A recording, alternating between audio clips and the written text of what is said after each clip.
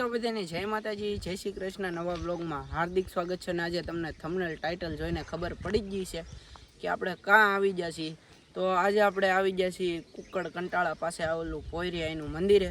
તો જો અહીંયા છે સાક્ષાત બિરાજમાન ખોડિયારમાં। અને આજે હું તમને ખોડિયારમાંનો સંપૂર્ણ ઇતિહાસ કહીશ।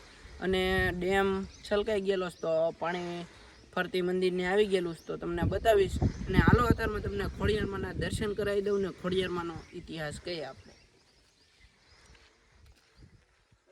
તો મિત્રો તમને ચાલો ખોડિયારમાંના દર્શન કરાવી દઉં અને પછી થોડો જાજો તમને ઇતિહાસ કહું। તો ચાલો પહેલાં તમને દર્શન કરાવી દઉં ખોડિયારમાંના। અને તો તમે બધા દર્શન કરી લેજો। હલો, તો ચાલો મિત્રો તમે ખોડિયારમાંના દર્શન કરી લેજો। જરા ખોડિયારમાં તો મિત્રો દર્શન કરીને બધા કોમેન્ટ કરી નાખજો વિડીયો કેવો લાગ્યો। તો ચાલો તમને દર્શન કરાવી દીધા અને હાલો હવે હું તમને મિત્રો ઇતિહાસ કહું અને મંદિરનો સંપૂર્ણ વ્યૂ બતાવું। તો મિત્રો આના ઇતિહાસની વાત કરીએ તો પોયરિયા એ ખોડિયારમાંનો ઇતિહાસ અને કંટાળા ગામનું નામ કેવી રીતે પડ્યું। પોયરિયા એ ખોડિયારમાં ગુજરાતની લોકશ્રદ્ધા એક વિશેષ સ્થાપના ધરાવે છે। ભાવનગર જિલ્લામાં આવેલું આ મંદિર દર વર્ષ હજારો ભક્તોને આકર્ષણ કરે છે।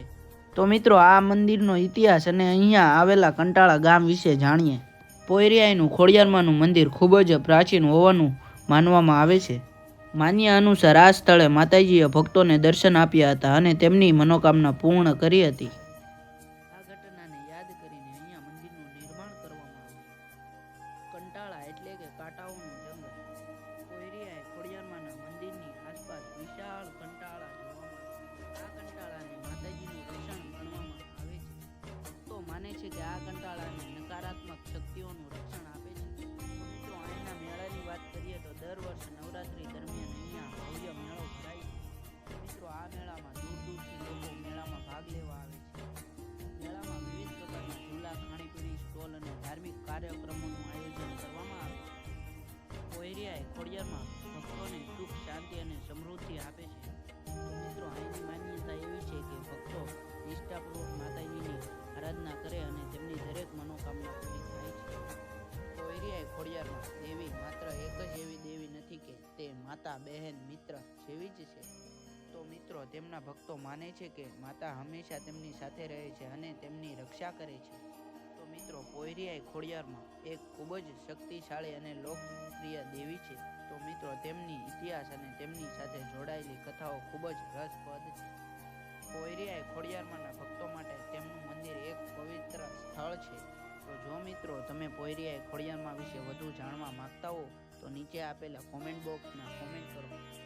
તો મિત્રો આ તો ખોડિયારમાંનો ઇતિહાસ અને કંટાળા ગામનું નામ કેવી રીતે પડ્યું અને તમને હવે મંદિરનું સંપૂર્ણ વ્યૂ બતાવું અને નીચે તળાવ છે તો તળાવે લઈ જાઉં ને ચાલો તમને માછલી બાછલી બતાવું। તો ચાલો મિત્રો તમે બધા કન્ટિન્યુ બ્લોગમાં રહેજો।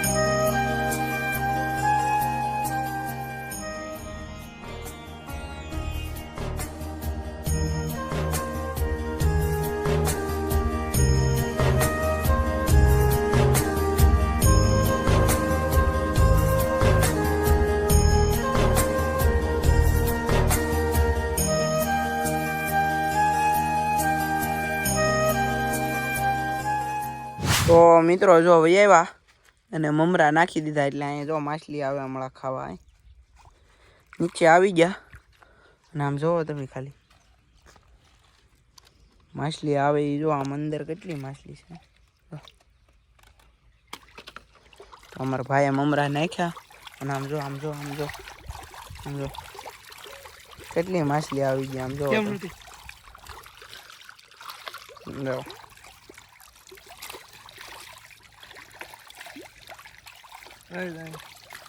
અહીંયા જો તમને દેખાય તો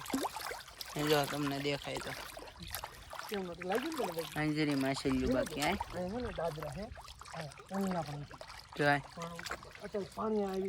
કોયરી આઈને મંદિરે જો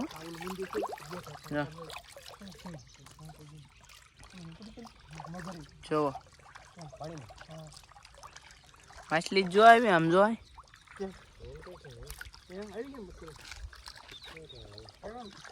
તો હાલો તમે બધા કન્ટિન્યુ રહેજો.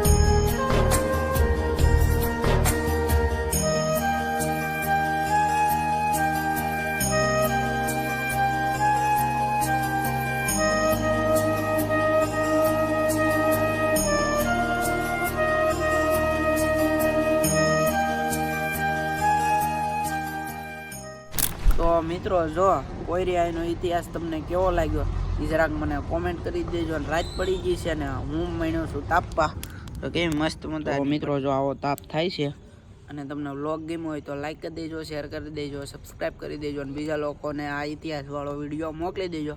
મળીશું નેક્સ્ટ વ્લોગમાં. ત્યાં સુધી બધાને જય માતાજી, જય શ્રી કૃષ્ણ, બાય બાય.